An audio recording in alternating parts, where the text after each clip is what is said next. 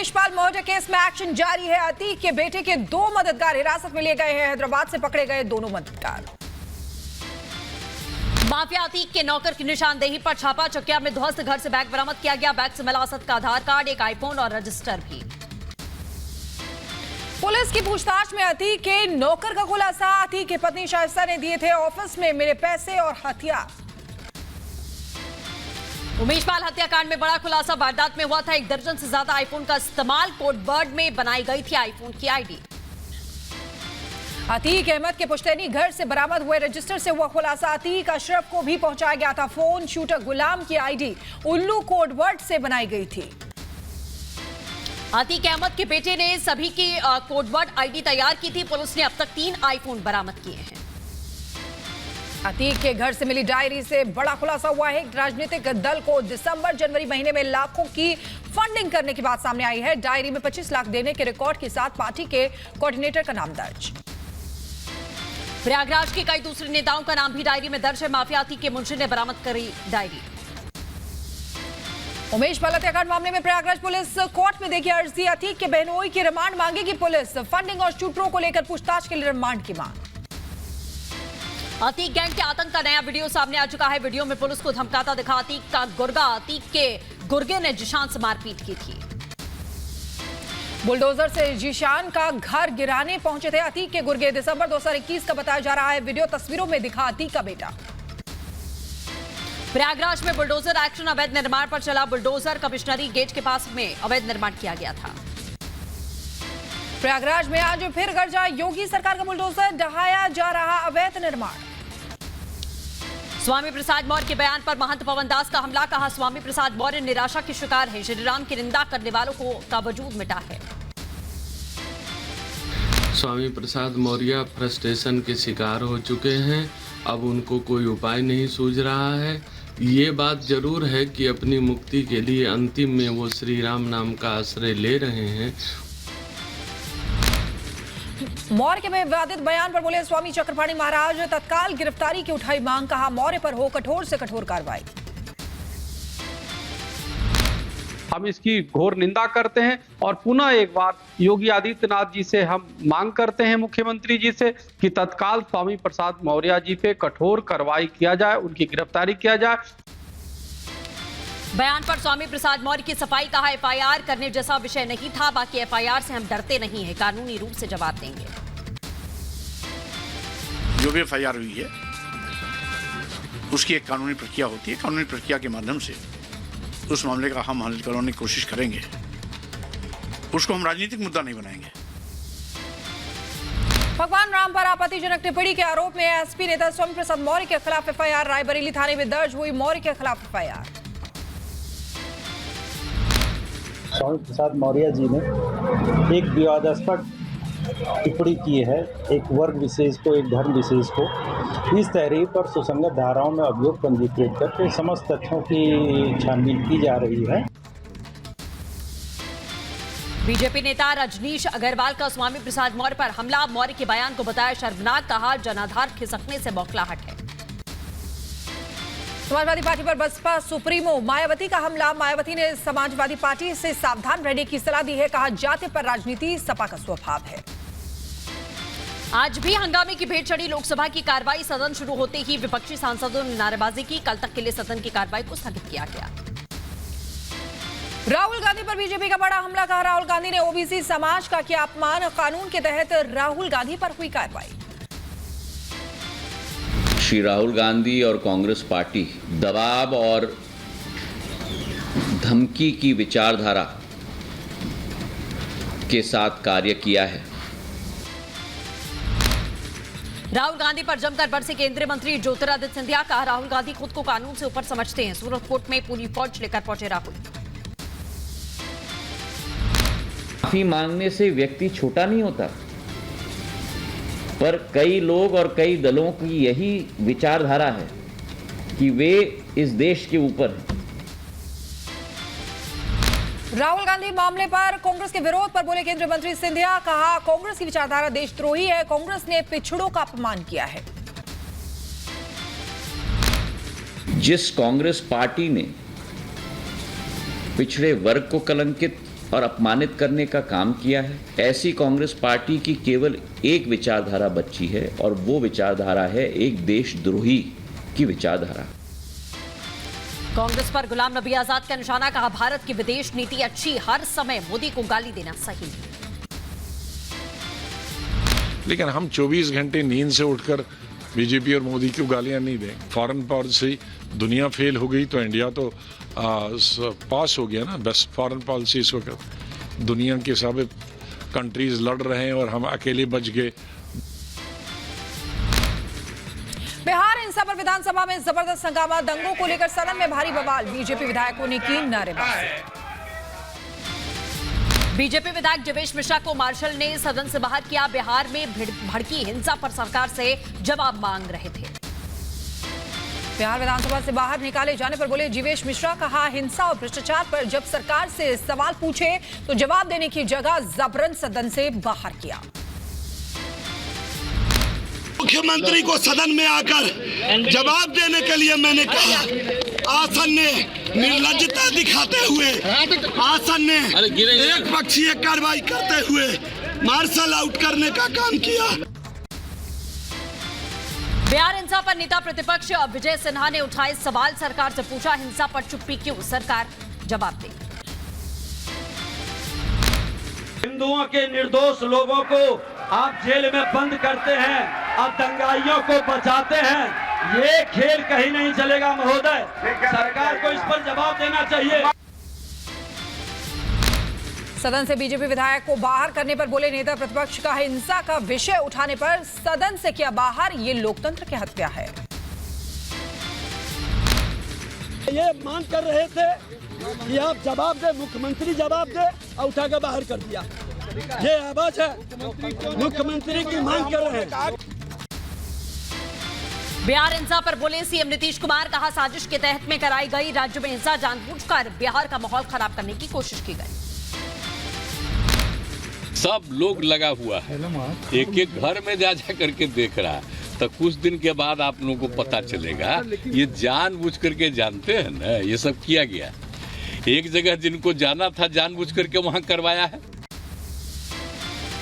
ओवैसी के बयान पर बिना नाम लिए सीएम नीतीश कुमार का पलटवार, कहा दो लोग कर रहे इधर उधर, एक राज कर रहा है, दूसरा एजेंट है। MIM क्या चीज है? वो बिल्कुल जो केंद्र में है रूलिंग, उन्हीं का वो एजेंट है। समझ गए कि नहीं? नालंदा में कल शाम तक इंटरनेट सेवा बंद, 6 अप्रैल को शाम 6 बजे बहाल किए जाएंगी इंटरनेट की सेवाएं। बिहार शरीफ में निकाली गई शांति मार्च, दंगा प्रभावित इलाकों से गुजरी सद्भावना यात्रा, लोगों से शांति बनाए रखने की अपील। सासाराम हिंसा में घायल हुए एक शख्स की मौत हो गई, इलाज के दौरान अस्पताल में युवक ने दम तोड़ दिया, हिंसा के दौरान सर पर गंभीर चोट आई थी। गृह मंत्रालय ने हनुमान जयंती को लेकर जारी की एडवाइजरी, सभी राज्यों को कानून व्यवस्था बनाए रखने के निर्देश दिए हैं, माहौल बिगाड़ने वालों पर नजर रखने को कहा। हनुमान जयंती को लेकर पश्चिम बंगाल सरकार को हाईकोर्ट का निर्देश, सुरक्षा के पुख्ता इंतजाम करने के निर्देश दिए, कहा जरूरत पड़ने पर केंद्रीय बलों की तैनाती की जाएगी। दिल्ली के उत्तम नगर में निकाली गई भव्य शोभा यात्रा, हनुमान जयंती के मौके पर ढोल नगाड़ों के साथ निकाली गई यात्रा, सैकड़ों लोग हुए शामिल। मनीष सिसोदिया को कोर्ट से बड़ा झटका लगा, 17 अप्रैल तक न्यायिक हिरासत बढ़ाई गई, दिल्ली की राउज एवेन्यू कोर्ट ने फैसला सुनाया। ज्ञानवापी मामले में टली सुनवाई, 17 अप्रैल को होगी अगली सुनवाई, रिपोर्ट पेश करने के लिए एएसआई ने कोर्ट से मांगा और वक्त। जम्मू कश्मीर के रामबन में आतंकी ठिकाने का भंडाफोड़, भारी मात्रा में हथियार बरामद, 4 डेटोनेटर पिस्टल गोलियां बरामद की गई, सेना और रामबन पुलिस की संयुक्त कार्रवाई।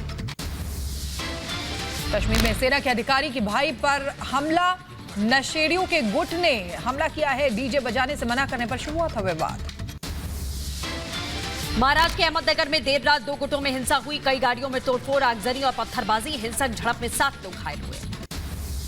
जम्मू कश्मीर के बारामूला में पुलिस के हिरासत से 2 आतंकवादी फरार हुए हैं, बम विस्फोट मामले में हुई थी गिरफ्तारी, दोनों लश्कर आतंकी संगठन से जुड़े थे।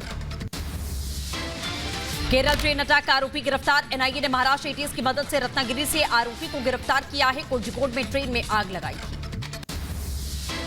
दिल्ली के शाहीनबाग में इशारों के घर पहुंची केरल पुलिस, कोझिकोड ट्रेन में आग लगाने के आरोपी की जुटाई जानकारी, कल महाराष्ट्र एटीएस ने आरोपी शाहरुख सैफी को किया था गिरफ्तार। जबलपुर में चर्च ऑफ इंडिया का जमीन घोटाला मामले में एक आरोपी गिरफ्तार। ईओडब्ल्यू ने दर्ज किया 8 करोड़ रुपए से ज्यादा के नुकसान पहुंचाने का मामला। वहीं आगे बढ़ते हैं, आपको बता दें कि यूपी में 6 आईएएस अफसरों के तबादले हुए हैं, विभाग भी बदले गए हैं। रामज्ञ मिश्र समेत सचिव चिकित्सा शिक्षा बनाए गए हैं। राकेश मिश्र को मिली विशेष सचिव आबकारी की जिम्मेदारी। शिरडी के साईं बाबा पर टिप्पणी के खिलाफ बाबा बागेश्वर के खिलाफ शिकायत दर्ज। मुंबई की बांद्रा पुलिस ने दर्ज की शिकायत। दिल्ली में आम आदमी पार्टी और बीजेपी के बीच पोस्टर वोट जारी। बीजेपी ने आप के खिलाफ जारी किया नया पोस्टर में लिखा आपके करप्ट चोर मचाए शोर। कर्नाटक में जेडीएस और कांग्रेस कार्यकर्ताओं में भिड़ंत। मेले के दौरान झड़प हुई, जमकर चले लात घूंसे। पीएम नरेंद्र मोदी से मिले अमित शाह और जेपी नड्डा। तेलंगाना बीजेपी अध्यक्ष की गिरफ्तारी को लेकर चर्चा। पेपर लीक मामले में तेलंगाना बीजेपी अध्यक्ष बंदी संजय कुमार को किया गया है गिरफ्तार। पेपर लीक मामले में तेलंगाना बीजेपी अध्यक्ष बंदी संजय कुमार की गिरफ्तारी पर बवाल। सड़क पर उतरे बीजेपी कार्यकर्ता, जमकर नारेबाजी की गई। बंदी संजय कुमार की गिरफ्तारी पर बोले बीजेपी नेता दुष्यंत गौतम। कहा दूसरा पश्चिम बंगाल बन रहा है तेलंगाना। सवाल उठाने वालों को डिटेन किया जा रहा है। आखिर कोई ना कोई तो आवाज उठाएगा ना। आप लोकतंत्र की भावना है, लोकतंत्र के तरीके से आप करिएगा, जो भी करेगा उठा के आप बंद कर देंगे तो मुझे लगता है कि तेलंगाना और दूसरा वेस्ट बंगाल बन गया है आज की तारीख में। उत्तर प्रदेश के मुख्यमंत्री योगी आदित्यनाथ ने बांटे नियुक्ति पत्र। यूपीपीएससी और यूपीएसएससी के सफल अभ्यर्थियों को नियुक्ति पत्र दिए गए। उत्तर प्रदेश के सीएम योगी आदित्यनाथ का बयान। कहा नौजवानों के जीवन के साथ खिलवाड़ करने वाले हो जाएं सावधान। गलती की तो जेल में सड़ेगा पूरा जीवन। मैंने कहा अगर यूपी के किसी नौजवान के साथ कोई भेदभाव हुआ, उसके जीवन के साथ खिलवाड़ हुआ, तो याद करना खिलवाड़ करने वाला अपनी पूरी जीवन फिर जेल के अंदर सड़ाएगा। और पुस्तक विमोचन समारोह में पहुंचे रक्षा मंत्री राजनाथ सिंह का बड़ा बयान। कहा भारत बढ़ रहा राम राज्य की ओर। सरकार किसानों, मजदूरों, महिलाओं और युवाओं के कल्याण के लिए हर संभव प्रयास सरकार कर रही है। केंद्रीय रक्षा मंत्री राजनाथ सिंह ने की पीएम नरेंद्र मोदी की तारीफ। कहा नरेंद्र मोदी के नेतृत्व वाली केंद्र सरकार के तहत विश्व में भारत का कद बढ़ रहा है। फरार गैंगस्टर दीपक बॉक्सर आ गया दिल्ली। लंबे समय से फरार चल रहा था दीपक। दिल्ली पुलिस ने खास ऑपरेशन चलाकर गिरफ्तारी को अंजाम दिया। फर्जी पासपोर्ट के जरिए विदेश पहुंचा था गैंगस्टर दीपक। मैक्सिको में हुई थी गैंगस्टर की गिरफ्तारी। मैक्सिको से लाए गए गैंगस्टर दीपक पहलवान पर एफआईआर दर्ज। अवैध तरीके से मुरादाबाद के पते पर गैंगस्टर का पासपोर्ट बनने से हड़कंप। दिल्ली के उस्मानपुर में ताबड़तोड़ फायरिंग हुई। फायरिंग का सीसीटीवी सामने आया है। आरोपी की तलाश में जुटी पुलिस। खबरदार ब्लास्ट मामले में बड़ा खुलासा। दुल्हन के प्रेमी ने रची धमाके की साजिश। पुलिस ने आरोपी युवक को गिरफ्तार किया। धमाके में दूल्हे और उसके भाई की मौत हुई थी। हैदराबाद में युवक का शव मिलने से हड़कंप। संदिग्ध हालत में मिला युवक का शव। जांच में जुटी पुलिस। आंध्र प्रदेश के कोनासीमा में सरफिरे ने 2 महिलाओं पर हमला किया। एक की मौत हो गई, दूसरे का हालात गंभीर है। तफ्तीश में जुटी पुलिस की टीम। अवैध पार्किंग और अवैध बाजारों के खिलाफ नोएडा पुलिस का बड़ा अभियान। नोएडा सेक्टर 126 में भारी सुरक्षा के बीच हटाई गई सैकड़ों गाड़ियां। बागपत में घर से बुलाकर छात्र की गोली मारकर हत्या। घर से चंद कदम की दूरी पर मिला शव। संभल में ग्रामीण ने थाने के बाहर जहर खाकर की आत्महत्या। बेटी के साथ छेड़छाड़ से परेशान था मृतक। मौत के बाद पुलिस महकमे में हड़कंप। झारखंड के साहिबगंज में महिला की हत्या। धारदार हथियार से गला रेतकर हत्या कर दी गई। लेन देन को लेकर हुआ था विवाद। मथुरा में ऑनलाइन पेमेंट को लेकर मचा घमासान। ग्राहक और पंप कर्मचारियों में मारपीट। वीडियो सोशल मीडिया पर वायरल। मथुरा में बदमाशों के हौसले बुलंद हैं। सब्जी व्यापारी पर चाकू से हमला किया। सीसीटीवी में कैद हुई वारदात।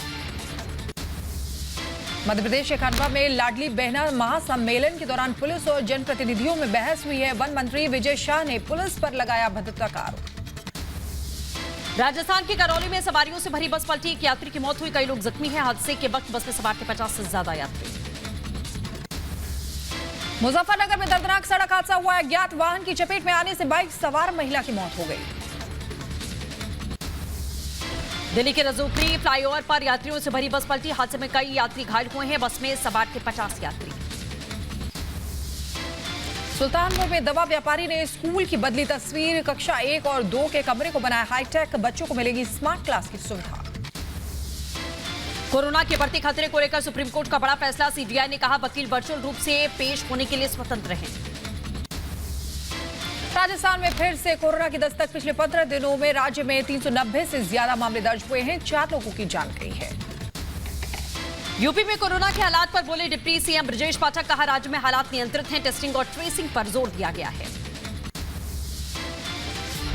केवल सर्दी जुकाम है, हल्का सा बुखार है, 2 दिन में मरीज ठीक हो रहे हैं, 3 दिन में कोई पैनिक जैसी स्थिति। आरटीपीसीआर बढ़ाने के भी आदेश। हाँ, जांच बढ़ाएं, जांच का दायरा बढ़ा रहे हैं। मॉकड्रिल 12-13 अप्रैल को करेंगे।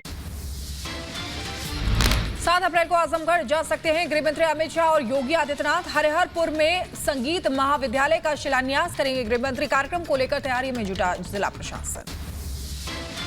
लखनऊ में सीएम योगी आदित्यनाथ का जनता दर्शन कार्यक्रम। मुख्यमंत्री आवास पर सीएम ने सुनी लोगों की समस्याएं। अधिकारियों को दिए जरूरी दिशा निर्देश।